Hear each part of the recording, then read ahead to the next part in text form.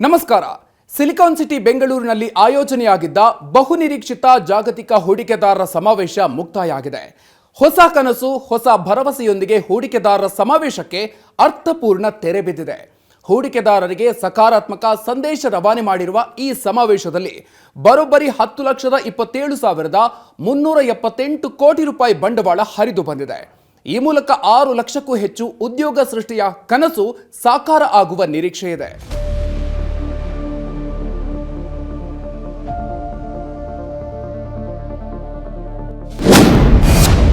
Invest Karnataka ಸಮಾವೇಶಕ್ಕೆ ಅರ್ಥಪೂರ್ಣ ತೆರೆ.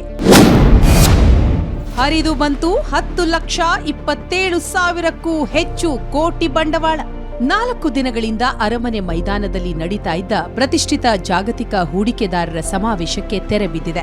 5,000ಕ್ಕೂ ಹೆಚ್ಚು ಉದ್ಯಮ ಪ್ರತಿನಿಧಿಗಳು, ಕೈಗಾರಿಕಾ ಪರಿಣಿತರು ಮತ್ತು ರಾಜ್ಯ ಹಾಗೂ ಕೇಂದ್ರ ಸರ್ಕಾರಗಳ ಮಟ್ಟದ ನೀತಿ ನಿರೂಪಕರು ಸಕ್ರಿಯವಾಗಿ ಪಾಲ್ಗೊಂಡಿದ್ದ ಸಮಾವೇಶ ಬಂಡವಾಳ ಹೂಡಿಕೆಗೆ ಕರ್ನಾಟಕವೇ ಪ್ರಶಸ್ತ ತಾಣ ಎನ್ನುವ ಸಂದೇಶ ತಲುಪಿಸುವಲ್ಲಿ ಯಶಸ್ವಿಯಾಯಿತು.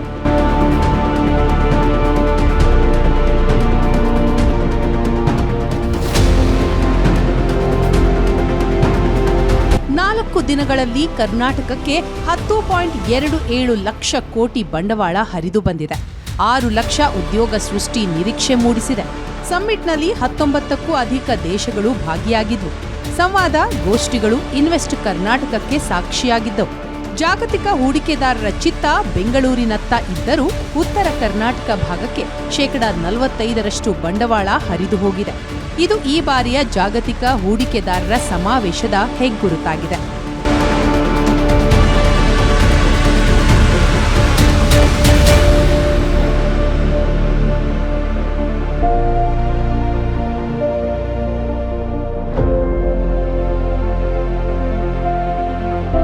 ಈ ಬಾರಿ ಉತ್ಪಾದನಾ ಮತ್ತಿತರ ಉದಯೋನ್ಮುಖ ಕ್ಷೇತ್ರದಲ್ಲಿ ಭಾರೀ ಹೂಡಿಕೆಯಾಗಿದ್ದು, ಆಟೋ, ಇವಿ, ಸಂಶೋಧನೆ ಮತ್ತು ಅಭಿವೃದ್ಧಿ ವಿಭಾಗದಲ್ಲಿ ಉತ್ತಮ ಬಂಡವಾಳ ಹರಿದು ಬಂದಿದೆ. 1,38,993 ಕೋಟಿ ರೂಪಾಯಿ ಒಟ್ಟು ಬಂಡವಾಳ ಹೂಡಿಕೆಯಾಗಿದ್ದು, 75,274 ಕೋಟಿ ರೂಪಾಯಿ ಹೂಡಿಕೆ ಘೋಷಣೆಯಾಗಿದೆ. 63,719 ಕೋಟಿ ರೂಪಾಯಿ ಬಂಡವಾಳದ ಒಪ್ಪಂದಕ್ಕೆ ಸಹಿ ಹಾಕಲಾಗಿದೆ.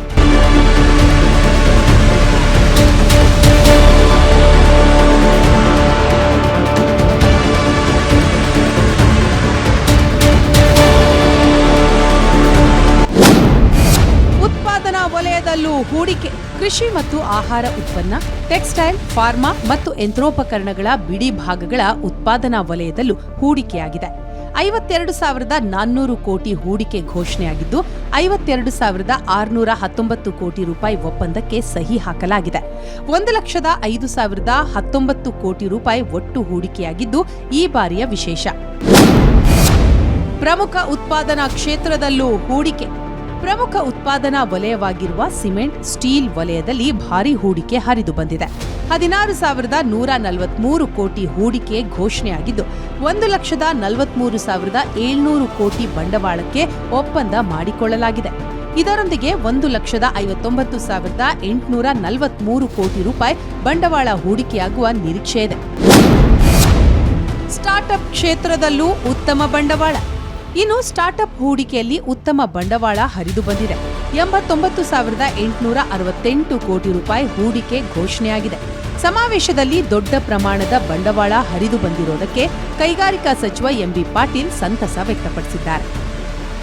ಇದಕ್ಕೆ ಬಹಳಷ್ಟು ಶ್ರಮ, ಇಂಡಸ್ಟ್ರಿಯಲ್ ಇನ್ವೆಸ್ಟ್ ಮೀಟ್ ಏನಾಯಿತು, ನಾವು 6 ತಿಂಗಳಿಂದ ನಾವು ಇದನ್ನು ಆಯೋಜನೆ ಮಾಡಲಿಕ್ಕೆ ಪ್ರಾರಂಭ ಮಾಡಿ ಜಗತ್ತಿನಾದ್ಯಂತ ಎಲ್ಲ ಕಡೆ ನಾವು ಸುತ್ತಿ ನಮ್ಮ ಕರ್ನಾಟಕ ರಾಜ್ಯಕ್ಕೆ ಯಾಕೆ ನೀವು ಹೂಡಿಕೆ ಮಾಡಬೇಕು ಅಂಥೇಳಿ ಮನವರಿಕೆಯನ್ನು ಅಮೇರಿಕಾದಲ್ಲಿ, ಜಪಾನ್ನಲ್ಲಿ, ಕೊರಿಯಾದಲ್ಲಿ, ಯುರೋಪ್ನಲ್ಲಿ ಎಲ್ಲ ಕಡೆ ಇವತ್ತು ದಿವಸ ನಾವು ಮಾಡಿಕೊಟ್ಟು, ಇಲ್ಲಿನೂ ಕೂಡ ಭಾರತ ದೇಶದಲ್ಲಿ ಡೆಲ್ಲಿ, ಮುಂಬೈ, ಚೆನ್ನೈದಲ್ಲಿನೂ ಕೂಡ ರೋಡ್ ಶೋಸ್ ಮಾಡೋ ಮೂಲಕ ಮತ್ತು ಎಲ್ಲ ಕಡೆಯೂ ಕೂಡ ನಾವು ಇನ್ವೆಸ್ಟರ್ಸನ್ನ ಭೇಟಿಯಾಗಿ ಅವ್ರಿಗೆ ಕರ್ನಾಟಕ ಒಂದು ಇಕೋಸಿಸ್ಟಮ್ ಇದೆ, ಪರಿಸರ ಸ್ನೇಹಿ ಏನು, ಇಲ್ಲಿ ಪರಿಸರ ಇದೆ, ಉದ್ಯೋಗವನ್ನು ಹೂಡಲಿಕ್ಕೆ, ಉತ್ತಮ ಬಂಡವಾಳವನ್ನು ಹೂಡಲಿಕ್ಕೆ ಅಂತ ಅನ್ನೋದನ್ನು ಮನವರಿಕೆ ಮಾಡಿಕೊಟ್ಟಿದ್ವಿ.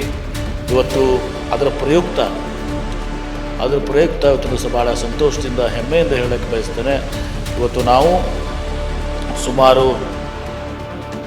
ನಾವು ಅನಿಸಿದ ಹಾಗೆ 10,27,378 ಕೋಟಿ ರೂಪಾಯಿ ಇವತ್ತು ಬಂಡವಾಳ ಹೂಡಿಕೆ ಹೊರಗೆ ಬರ್ತಾರೆ.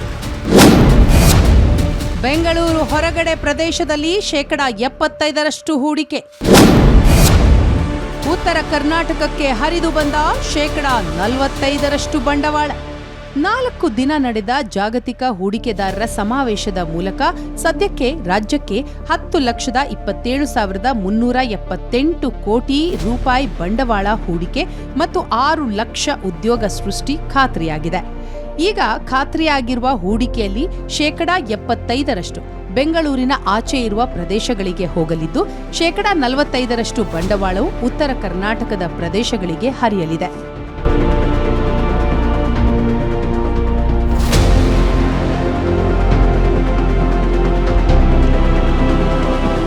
ಸೃಷ್ಟಿಯಾಗುವ 6 ಲಕ್ಷ ಉದ್ಯೋಗಗಳು ತಯಾರಿಕೆ ಮತ್ತು ಇಂಧನ ಉತ್ಪಾದನೆ ಕ್ಷೇತ್ರಕ್ಕೆ ಸೇರಿವೆ.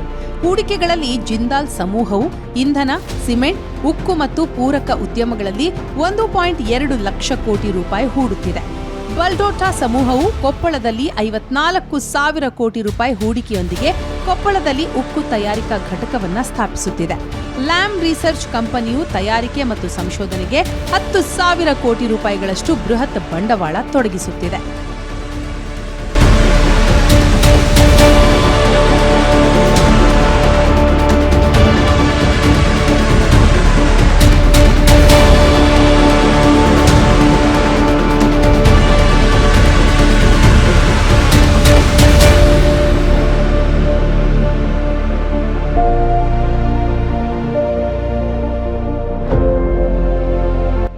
ಸ್ನೀಡರ್ ಎಲೆಕ್ಟ್ರಿಕ್ ಸಂಸ್ಥೆಯು ವಿದ್ಯುತ್ ಸಾಧನಗಳ ತಯಾರಿಕೆ ಮತ್ತು ಸಂಶೋಧನೆಗೆ 2,247 ಕೋಟಿ ರೂಪಾಯಿ, ಓಲ್ವೋ ಕಂಪನಿಯು ವಿದ್ಯುತ್ ಚಾಲಿತ ಬಸ್, ಟ್ರಕ್ ತಯಾರಿಕೆಗೆ 1,400 ಕೋಟಿ ರೂಪಾಯಿ, ಹೋಂಡಾ ಕಂಪನಿಯು ಇವಿ ವಾಹನಗಳ ತಯಾರಿಕೆಗೆ 600 ಕೋಟಿ ರೂಪಾಯಿ ಮತ್ತು ಸ್ಯಾಫ್ರಾನ್ ಕಂಪನಿಯು ಏವಿಯಾನಿಕ್ಸ್ ಉತ್ಪಾದನೆಗೆ 225 ಕೋಟಿ ರೂಪಾಯಿ ಹೂಡ್ತಾ ಇದೆ.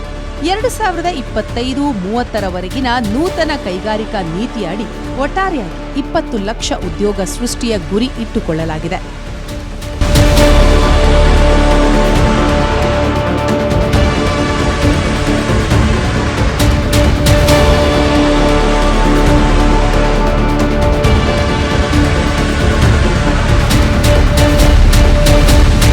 ಹೂಡಿಕೆದಾರರ ಸಮಾವೇಶದ ಸಾಧನೆಗಳ ಬಗ್ಗೆ ಮಾತನಾಡಿದ ಕೈಗಾರಿಕಾ ಸಚಿವ ಎಂಬಿ ಪಾಟೀಲ್, ಇನ್ನೂ ಕೆಲವು ಪ್ರತಿಷ್ಠಿತ ಕಂಪನಿಗಳು ಭಾರಿ ಹೂಡಿಕೆಗೆ ಆಸಕ್ತಿ ತೋರಿದ್ದು ಒಡಂಬಡಿಕೆ ಪ್ರಕ್ರಿಯೆ ಪ್ರಗತಿಯಲ್ಲಿದೆ ಅಂತ ಹೇಳಿದರು.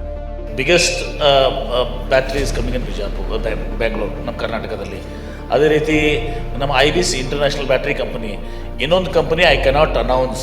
ಇದು ಮತ್ತು ಭಾಳಷ್ಟು ಜನರಿಗೆ ಹೇಳ್ತೇನೆ, ಇದು this is not the end, this is the beginning. I repeat it is the beginning. ಇನ್ನೂ ಒಂದಿಷ್ಟು MOUs ಇನ್ನೂ ಒಂದಿಷ್ಟು ಬರ್ತಾ ಇದ್ದಾವೆ. ಬಿಕಾಸ್ ಅವರಲ್ಲಿ ಕೆಲವೊಂದು ಪದ್ಧತಿ ಇದೆ. ಮಾರ್ಚ್ನಲ್ಲಿ ಅವ್ರು ಬೋಲ್ಡ್ಸ್ ಆಗ್ತವೆ, ಆ ಬೋಲ್ಡ್ನಲ್ಲಿ ಅವ್ರು ಅಪ್ರೂವ್ ಮಾಡಿ ಹೇಳಬೇಕಾಗ್ತದೆ. ನಮ್ಮ ಇಂಡಸ್ಟ್ರಿಯಲ್ ಪಾಲಿಸಿನೂ ಹೋಲಾಗ್ತದೆ, ಈಸ್ ಆಫ್ ಡೂಯಿಂಗ್ ಬಿಸ್ನೆಸ್ ಆಗ್ತದೆ. ನಮ್ಮ ಒಂದು ಫೋಕಸ್ ಏನಿದೆ, ರೋಡ್ ಮ್ಯಾಪ್ನು ಬದಲಾಗ್ತಾ ಇರ್ತದೆ. ಇನ್ನೂ ಭಾಳಷ್ಟು ಇನ್ವೆಸ್ಟ್ಮೆಂಟ್ಸ್ ದಿವಸ ಬರ್ತಾ ಇದ್ದಾವೆ. ಈಗ ಕುಡ್ತಿನಿಯಲ್ಲಿ ಒಂದು ಬ್ಯಾಟ್ರಿ ಪವರ್ ಅದು ಕೂಡ 11,000 ಕೋಟಿ. ಇನ್ನು ಜಾಗತಿಕ ಹೂಡಿಕೆದಾರರ ಸಮಾವೇಶದಲ್ಲಿ ಡಿಸಿಎಂ ಡಿಕೆ ಶಿವಕುಮಾರ್ ಸಕ್ರಿಯವಾಗಿ ತೊಡಗಿಸಿಕೊಂಡಿದ್ದಾರೆ. ಬೆಂಗಳೂರಿನಲ್ಲಿ 1,40,00,000 ಜನಸಂಖ್ಯೆ ಇದ್ದು 1,10,000 ನೋಂದಾಯಿತ ವಾಹನಗಳಿದ್ದು, ಇದು ನಗರದ ಜನಜೀವನದ ಮೇಲೆ ವಿಪರೀತ ಒತ್ತಡ ಸೃಷ್ಟಿಸಿದೆ. ಆದ್ದರಿಂದ ಕೈಗಾರಿಕೆಗಳು ಬೆಂಗಳೂರಿನಿಂದ ಹೊರಗಿರುವ ಪ್ರದೇಶಗಳಿಗೆ ಹೋಗೋದನ್ನ ಉತ್ತೇಜಿಸಲಾಗುತ್ತಿದೆ. ಇದಕ್ಕಾಗಿ ವಿಶೇಷ ಪ್ರೋತ್ಸಾಹವನ್ನೇ ನೀಡಲಾಗುತ್ತಿದೆ. ರಾಜ್ಯದಲ್ಲಿ ಪ್ರವಾಸೋದ್ಯಮ ಬೆಳವಣಿಗೆಗೂ ಹೊಸ ನೀತಿ ತರಲಾಗಿದೆ. ವಿಶೇಷವಾಗಿ ರಾಜ್ಯದ 300 ಕಿಲೋಮೀಟರ್ ಉದ್ದದ ಕರಾವಳಿ ತೀರದಲ್ಲಿ ಪ್ರವಾಸೋದ್ಯಮ ಬೆಳವಣಿಗೆಗೆ ಗಮನ ಹರಿಸಲಿದ್ದೇವೆ. ಜೊತೆಗೆ ಸಣ್ಣ ಮತ್ತು ಮಧ್ಯಮ ಕೈಗಾರಿಕೆಗಳ ನೆರವಿಗೆ ಪೋರ್ಟಲ್ ಆರಂಭಿಸಲಾಗಿದೆ ಅಂತ ಡಿಕೆಶಿ ಹೇಳಿದರು. ಹೊಸ ಇಂಡಸ್ಟ್ರಿಯಲ್ ಪಾಲಿಸಿ ಕೂಡ ನಾವು ತಂದಿದ್ದೇವೆ. ಬೆಂಗಳೂರಿಗೆ ಜನಸಂಖ್ಯೆ ಒತ್ತಡ ಕಡಿಮೆ ಮಾಡಬೇಕು ಅನ್ನೋ ದೃಷ್ಟಿಯಿಂದ 1.4 ಕೋಟಿ ಜನಸಂಖ್ಯೆ ಬೆಂಗಳೂರು ಆಗಿದೆ. 1,10,00,000 ವಾಹನಗಳು ಬೆಂಗಳೂರಲ್ಲಿ ತಿರುಗಾಡ್ತಾ ಇದೆ. ಇದಕ್ಕೆ ನಾವು ನಿಯಂತ್ರಣ ಮಾಡಬೇಕು ಅನ್ನೋ ದೃಷ್ಟಿಯಿಂದ ನಮ್ಮ ಎಂ ಬಿ ಪಾಟೀಲ್ ಅವರು ಮತ್ತು ಅವರ ಟೀಮ್ ಚರ್ಚೆ ಮಾಡಿ, ನಮ್ಮ ಸಂಪುಟದಲ್ಲಿ ಚರ್ಚೆ ಮಾಡಿ, ನಾವು ಇದನ್ನು ಬಿಯಾಂಡ್ ಬ್ಯಾಂಗ್ಳೂರ್ ತೆಗೆದುಕೊಂಡು ಹೋಗಬೇಕು ಅನ್ನೋ ದೃಷ್ಟಿಯಿಂದ ಅವ್ರಿಗೆ ಹೆಚ್ಚಿಗೆ ಒತ್ತನ್ನು ಕೊಡಬೇಕು. ಜಮೀನನ್ನು ಸ್ವಲ್ಪ ಬೇರೆ ರಾಜ್ಯಕ್ಕೆ ಕಂಪೇರ್ ಮಾಡಿದ್ರೆ ನಮ್ಮ ರಾಜ್ಯದಲ್ಲಿ ಭೂಮಿ ಮೇಲೆ ಜಾಸ್ತಿ. ಕಾರಣ ನಮ್ಮ ರಾಜ್ಯದ ಕಡೆ ಇಡೀ ದೇಶ ನೋಡ್ತಾ ಇದೆ. ಸೊ ಅದಕ್ಕೆ ಬಿಯಾಂಡ್ ಬ್ಯಾಂಗ್ಳೂರ್ ಹೋಗ್ಬೇಕು ಅಂತೇಳಿ ಈಗಾಗಲೇ 75% ಜನ ಇನ್ವೆಸ್ಟರ್ಸ್, ಟೆಕ್ನಿಷಿಯನ್ಸು, ಲೀಡರ್ಸ್ ಎಲ್ಲ ಕೂಡ ಇವತ್ತು ಒಪ್ಕೊಂಡು ಇನ್ವೆಸ್ಟ್ಮೆಂಟ್ ಮಾಡಲಿಕ್ಕೆ ಒಪ್ಪಿದ್ದಾರೆ. ಅವ್ರಿಗೊಂದು ಪ್ಲಾಟ್ಫಾರ್ಮ್ ಕ್ರಿಯೇಟ್ ಮಾಡಿ ಒಳ್ಳೆ ಹೊಸ ಪಾಲಿಸಿಯನ್ನು, ಇಂಡಸ್ಟ್ರಿಯಲ್ ಪಾಲಿಸಿಯನ್ನು ಎಲ್ಲ ವಿಚಾರದಲ್ಲೂ ಟೂರಿಸಮಲ್ಲಿ ತಂದಿದ್ದೇವೆ, ITBT ತಂದಿದ್ದೇವೆ, EVL ತಂದಿದ್ದೇವೆ. ಇವತ್ತು ಮೇಜರ್ ಇಂಡಸ್ಟ್ರೀಸಲ್ಲಿ ಕೂಡ ಎಲ್ಲ ಕೂಡ ಹೊಸ ಪಾಲಿಸಿಗಳು ತಂದು ಉತ್ತೇಜನ ಕೊಡುವಂಥದ್ದು, ಇನ್ಕ್ಲೂಡಿಂಗ್ ಹೋಟೆಲ್ ಅಲ್ಲಿ ಟೂರಿಸಮಲ್ಲಿ ಬೇಕಾದಷ್ಟು ಅವಕಾಶಗಳನ್ನು ಮಾಡಿಕೊಡುವಂಥ ವ್ಯವಸ್ಥೆಯನ್ನು ಇವತ್ತು ನಾವು ಮಾಡಿದ್ದೇವೆ. ರಾಜ್ಯ ಸರ್ಕಾರದ ಮಹತ್ವಾಕಾಂಕ್ಷೆಯ ಕ್ವೀನ್ ಸಿಟಿ ಯೋಜನೆಗೆ ಉತ್ತಮ ಪ್ರತಿಕ್ರಿಯೆ ವ್ಯಕ್ತವಾಗಿದೆ. ಒಟ್ಟು 10 ಒಪ್ಪಂದಗಳಿಗೆ ಸಹಿ ಮಾಡಲಾಗಿದೆ. ಇದರಲ್ಲಿ ಅಮೆರಿಕದ ನ್ಯೂಯಾರ್ಕ್ನ ಸೇಂಟ್ ಜಾನ್ಸ್ ಯೂನಿವರ್ಸಿಟಿ ಹಾಗೂ ಯೂನಿವರ್ಸಿಟಿ ಆಫ್ ಲಿವರ್ಪೂಲ್ ಜೊತೆಗೂ ಒಪ್ಪಂದಕ್ಕೆ ಸಹಿ ಹಾಕಲಾಗಿದೆ. ಈ ಮೂಲಕ ಜಾಗತಿಕ ಹೂಡಿಕೆದಾರರ ಸಮಾವೇಶ ನಿರೀಕ್ಷಿತ ದಾರಿಯತ್ತ ಹೆಜ್ಜೆ ಹಾಕಿದೆ.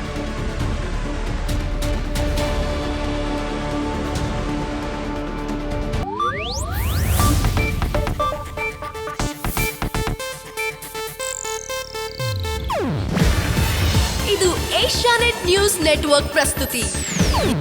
ನೀವು ನೋಡ್ತಿದ್ದೀರಾ ಏಷ್ಯಾನೆಟ್ ಸುವರ್ಣ ನ್ಯೂಸ್.